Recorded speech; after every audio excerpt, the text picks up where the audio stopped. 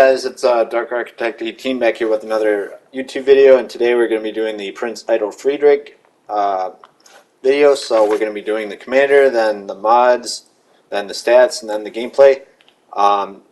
Before we jump into that, just make sure you know that I do reviews, Death Strike videos, update videos, and much more. So before I start, make sure to like the video and subscribe to the channel if you'd like to learn more and to stay notified.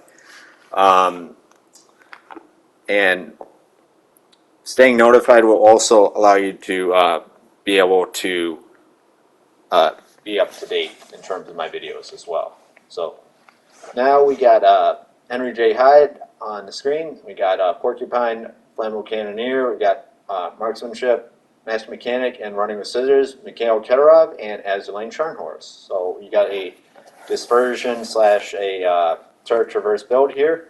So keep that in mind. And yeah, so we got Secondary Battery Mod 2, and then we got Damage Control Systems Mod 2 also.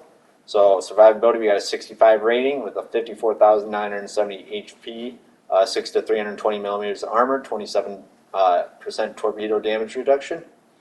Then for the artillery, we got an 80 rating with a 4x2, 350 millimeter, 17.2 kilometer firing range, 28-second reload time, 30.8 second 180-degree turn time, and then a 4,000 max HE shell damage, 27% fire setting chance, maximum AP shell damage of 10,500. And then for the secondaries, we got an 8x2, 105 millimeters, 6 kilometer firing range, 3.3 second reload time, 1,200 max HE shell damage, 5% fire setting chance, 14x1, 150 millimeters, 6 kilometer firing range, 7.5 second reload time, 1,700 max HE shell damage, and 8% fire setting chance. So pretty good secondaries and pretty sizable range. So we have now a AA defense of 70 rating, 12x1 20 millimeter, 36 average damage per second, 2 kilometer firing range, 8x2 37 millimeter, 21 average damage per second, 3.5 kilometer firing range, 8x2 105 millimeter, 134 average damage per second, and a 4.5 kilometer firing range. Maneuverability, we got a 38 rating, we got a 28 knot max speed, 800 meter turning circle radius, and a 14-second ruddership time. Concealment, we have a 43 rating with a 13.4 kilometers detectability range by sea, 17.2 kilometers detectability after firing main gun, 15.4 detectability when the ship is on fire, 11.2 kilometers detectability range by air, 18.2 kilometers detectability after firing a main gun, 14.2 kilometers detectability when the ship is on fire, 2 kilometers guaranteed detectability range, and a 12 kilometer detectability while firing smoke. So keep that in mind. Those are very important numbers. And yeah, we'll be getting into the gameplay relatively shortly. Okay, so we got a battle on Greece. We kind of just start off here towards the middle spawn. So we're going to push that, and we get a first blood and a death strike right off the gate. 28,000 damage already. So keep in mind, this ship plays like a brawler big time, of course, as the video kind of states. It's Prinz Eitel Friedrich is just a monster. It's crazy. So the thing that I love about this ship is its secondaries, and I love the tankiness. It doesn't have turtleback armor, but it is still very tanky for it as a ship. It's technically a battle cruiser, but I'd still consider it a battleship, to be honest, in my opinion. But it can go either way. But I just really enjoy the secondaries and how powerful they are, but also the range is pretty decent. We have 6 kilometer secondary range for the secondaries, so that's pretty solid at tier 5. Nothing insanely crazy, but not bad at all for sure. You're going to see these secondaries just keep going and going. But also these main guns, we don't want to forget about those. So they are really accurate too at times. They can be trolly for sure, but they are pretty punch through. Like you'll see this shot and so many other shots where I kind of just do quite a bit of damage. That one wasn't too bad. That was like 5,000. But anyways, we're already like 2.5 minutes in, and we're already up to 50,000 approximately. So we got 1 kill, 3 citadels, we got a dev strike, we got a first blood. So we're making big strides here. You're going to see I'm going to take charge in this next 5 minutes or so in terms of how I'm going to be pushing. And it's very critical how I did this in terms of how I'm pushing up, but also like doing it in a way that like kind of throws off the enemy, because I'm focusing my targets, but I'm also like drawing attention to myself with fire and stuff like that from other ships like the Fuso and etc. Is I'm trying to throw them off. Because typically people don't just push straight up through this gap on Greece unless they have pretty good team support, which my team's doing pretty awesome, just kind of holding back on this. The only thing I don't like about this map recently is that it's smaller and much more condensed. And I don't understand why like Wargaming wanted to make like a smaller tier 5, tier 4 match on maps like these. Like, just get rid of the map. Don't condense it. Make a completely different map for it, or put something else in rotation instead of like shrinking down the existing map and then just like throwing it in there. That kind of seems kind of a bit like lazy in a sense and a little bit lackluster. So I don't know if anyone agrees with that. You can comment down in chat if you do. If you don't, I want to kind of hear your opinion on it because I'm curious. So that was rough. make sure to do that Put my tally on your left there. if you're up to it. So we got we're shooting at the California right now.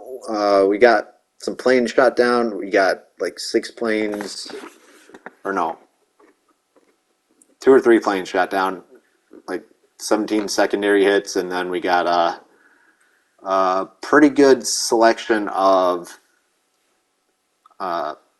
targets overall. So we got this Fuso, we got this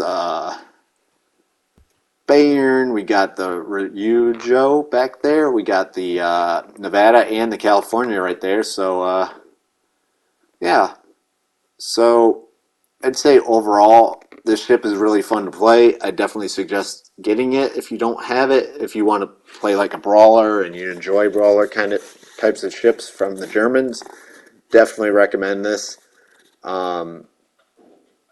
It's not turtleback armor for this one, but nonetheless, it doesn't really matter as long as you consider what the ship's potential is as like how are you going to play it. Are you going to play it as a brawler? Are you going to play it as snipers? Are you going to play it as a hybrid? Or are you going to just, what are you doing? If you can break that down in terms of how you're going to play it, then you can kind of go from there and figure out what works best for you, or what works best for the ship, or works best for you and the ship, because you're kind of like, you have the ability to like see both sides in terms of the builds. So up to 75K right now, pretty sizable game. It's just going to keep getting more interesting, as you're going to see. And I picked this game because it was kind of a standout game, and I pushed through, and my team kind of collapsed a little bit more back on the A side. So I was getting crossfired, and I was getting shot by a lot of these ships. So I had to pick my targets quite in a way that didn't hinder me, basically. So we got the Bayern out there. We got another Bayern in front of me. So I'm going to focus that Bayern in front of me to try to take him out because he is right in my way. So we're going to aim up at the superstructure, try to get him. Nice. Bayern's out there. We're going to shoot at him in a minute. But also to note, between Bayern and Prinz Eitel Friedrich, I would say that they're both really good ships. Bayern's more fun factor, but I think this ship has really got a lot of things going for it. So don't discredit it. Ships might be different. They might be weird to your playstyle, but that might make you just as well a good player. So if that makes you a good player, then you can do things on other ships that you didn't think were possible. So it really opens up the avenues in terms of what you can do. So we are up to 4 citadels, 1 kill, 1 fire, almost 50 secondary hits, 6 planes shot down, couple defend ribbons. Then we got First Blood and Devastating Strike, 106k damage. We are like 9 minutes in, approximately. So just an awesome game. I'm aiming in right here because I noticed turning in, and we get 15,000 damage. So we get a Confederate and a high caliber right there. So Confederate's like 20%, or I think maybe that's high caliber, 20% of the HP of 6 different ships. And Confederate, I forget what that is, but those medals. If you can get Confederate and high caliber and stuff like that, you're helping your team out because you're selectively focusing different targets all the time, and that does a lot. Because if you can focus those targets and tell your team, hey, shoot at the destroyer, hey, that destroyer is over there, or somebody radar and take out that cruiser or whatever, you're effectively prioritizing those ships, and that's very powerful because then you have more potential to actually win that game when you're selectively focusing, which this game is a perfect example of good communication and good just overall everything. Communication, ability to push, ability to show the brawling capacity of this ship, and to also have a fun time doing it, because that's critical too. We got 10 planes shot down, incapacitation. We got like, I think it's 80 or 60, something around there for secondary hits. 2 kills, 4 citadels, 1 defend, high caliber, Confederate, devastating strike, and a first blood. So an awesome game and an awesome display of the ship's power.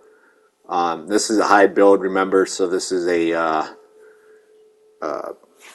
turret traverse and dispersion build, or accuracy build, so keep that in mind.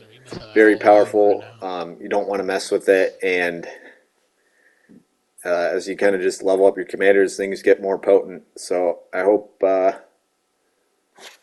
everyone enjoyed the game. I just died there because the carrier got me, so didn't quite get out of that one, but I'm just going to kind of look at other ships while the game ends almost. So we're just going to kind of switch around to see who we got left.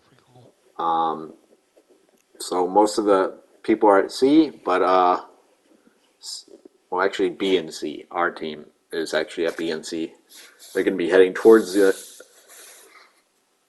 battleship. Yeah, that's the battleship that's just left, and then yeah, wrap this game up. But I really appreciate everyone stopping by. Appreciate any comments you put down, whether something I didn't do right in terms of how I presented this, or whether something that I did do right, and I appreciate all of it. So it really gives me better idea of what needs to be focused on and what doesn't need to be focused on, and it helps me get ideas for better presentation ideas in terms of how I'm going about this, and all of that. So Fuso should be toast in a minute. Thanks everyone. Make sure to like and subscribe if you enjoyed the video. Does me a lot. Liking helps with the YouTube algorithm, so definitely appreciate that. Good. So this is Dark Architect 18. I'm out. An excellent game, and we'll see you in the next YouTube video. Peace.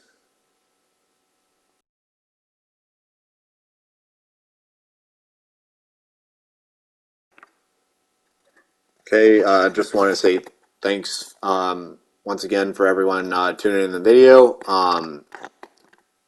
Make sure to like and subscribe. Definitely helps with the channel and growing it. If you could recommend me to anyone else that you know, friends, that'd be greatly appreciated. It does wonders for me.